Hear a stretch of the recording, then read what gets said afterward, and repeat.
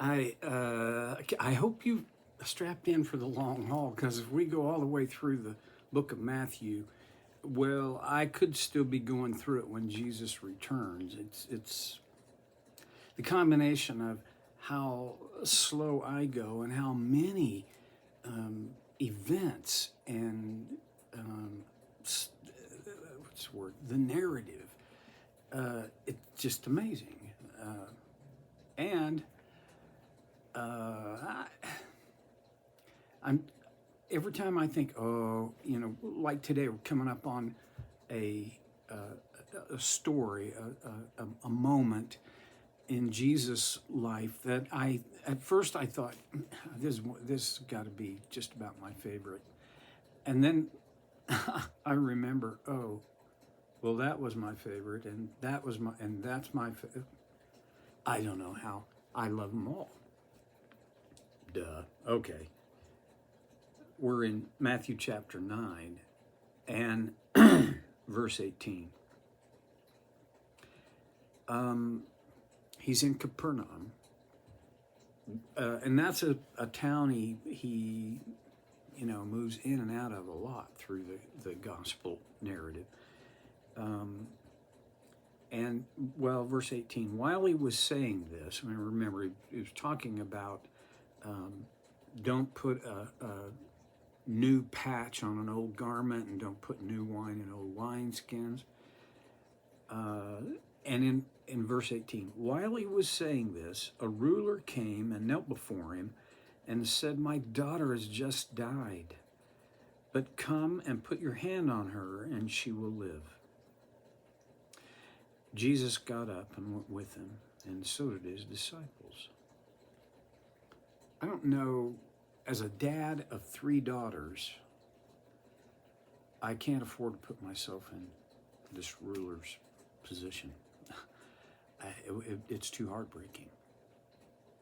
And yet there is this aspect of the daughter had died, and yet Jesus was there. Okay, so there was this hope. Okay. Jesus doesn't hem or haw. He doesn't offer any conditions. He just gets up and goes with the guy. Verse 20, just then a woman who had been subject to bleeding for 12 years came up behind him and touched the edge of his cloak.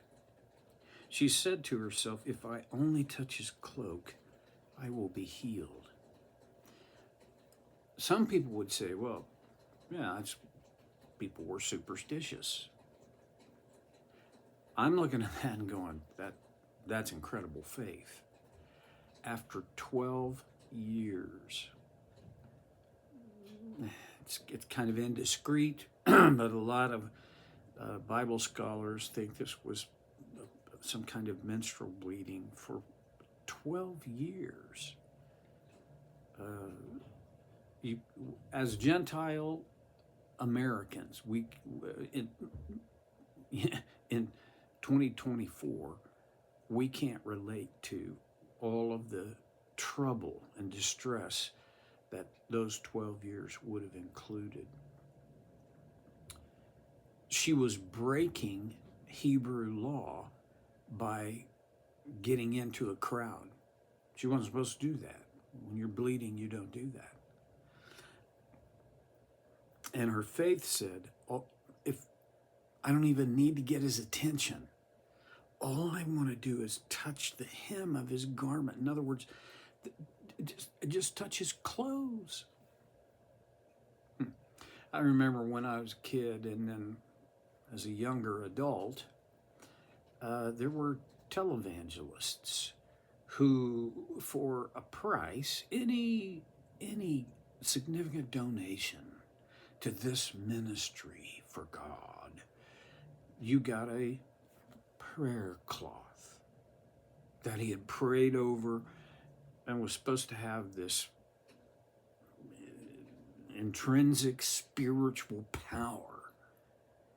That is not what this is about. And I'm not saying this against the Holy Spirit. I'm just saying it against those guys. That's not, first of all, none of those guys are Jesus. Secondly, none of them were Paul. Third, none of them were Peter. Okay, hobby horse, get off. Story goes on in verse 22. Jesus turned and saw her. Take heart, daughter, he said. Your faith has healed you. And the woman was healed from that moment. I don't know if you can imagine. It's hard for me to imagine. She knew. I'm sure there were physical signals, and yet in her mind and in her heart, her emotions and intellect, she knew she was healed. That's like being released from prison after 12 years. Jesus didn't rebuke her. He didn't say, you at least wait your turn. None of that. Now, in other Gospels, the narrative is that Jesus stopped as he was walking. He said, whoa, whoa, whoa, who touched me? I felt power leave me. Of course, the disciples are going, Jesus, look around. Who touched you? Come on. For whatever reason, Matthew doesn't record it that way. He just says, Jesus turned and saw her. And what I get from that is he knew who that was. And I think in the other gospel accounts, the reason Jesus asked that question, who touched me, was to give that person a chance to acknowledge and to say it was me. But I don't think he was asking because he didn't know. Okay. Take heart, daughter. Now, that was a very common way of addressing, as a Jewish man, addressing a Jewish woman. She was a daughter of, whose daughter?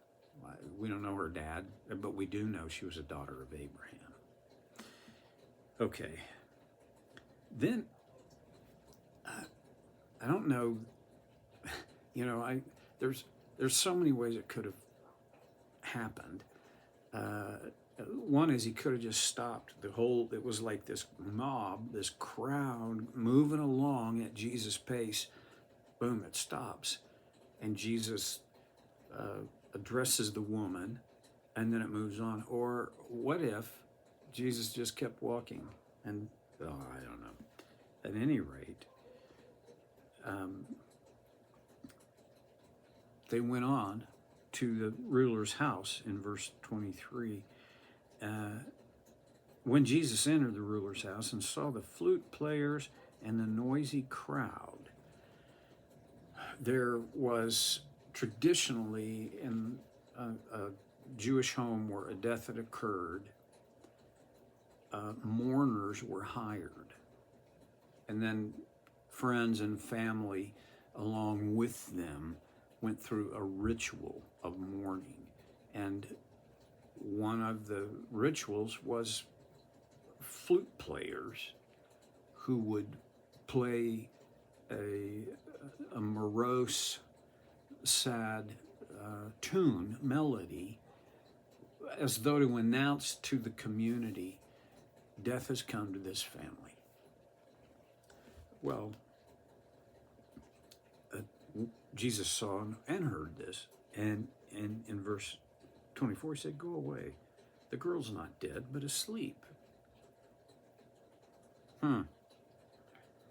But they laughed at him.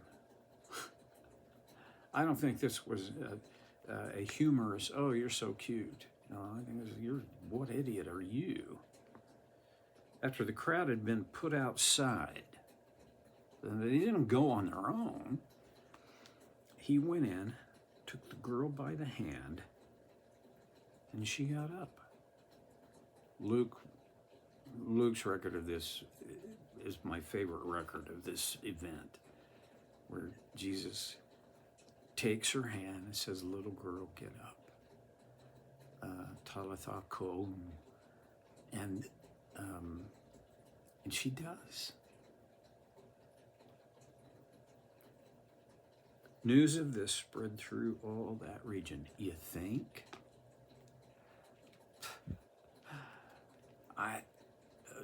If I had been, and Luke identifies this leader. He was a leader of the synagogue and had a name, Jairus.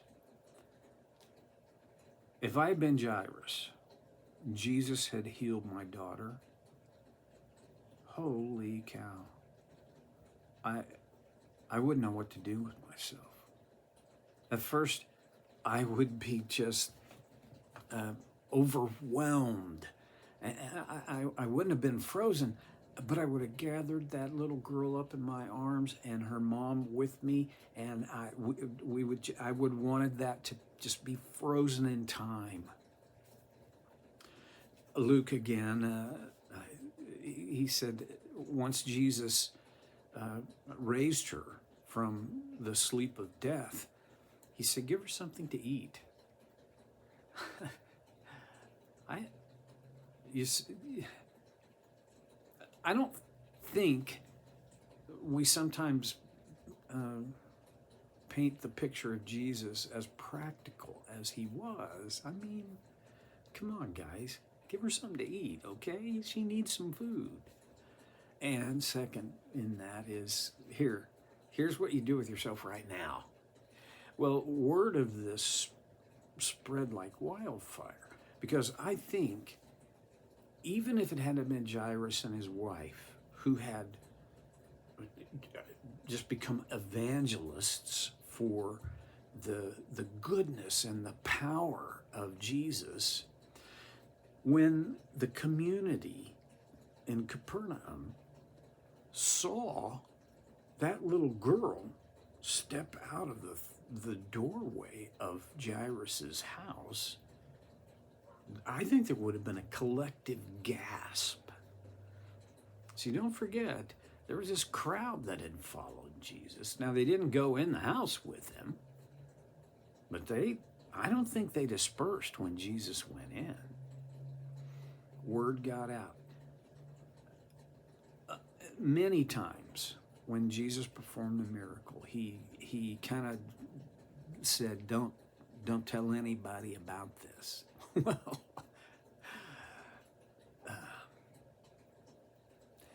I won't call it wasted words, but I will say, really nobody was able to pull that off. Neither was Jairus and his wife. What if you'd been the little girl? What if you had been the one that Jesus raised from the dead? What would you, we don't know, it's not addressed. So we can use our sanctified imagination. And then,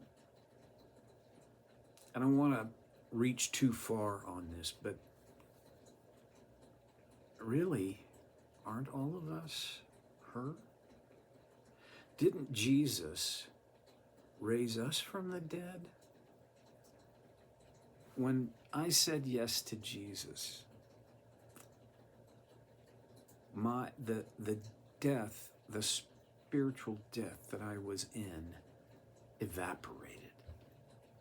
And then that happened for you too. We are no longer dead men and dead women walking. We are alive in him, because of him, through him.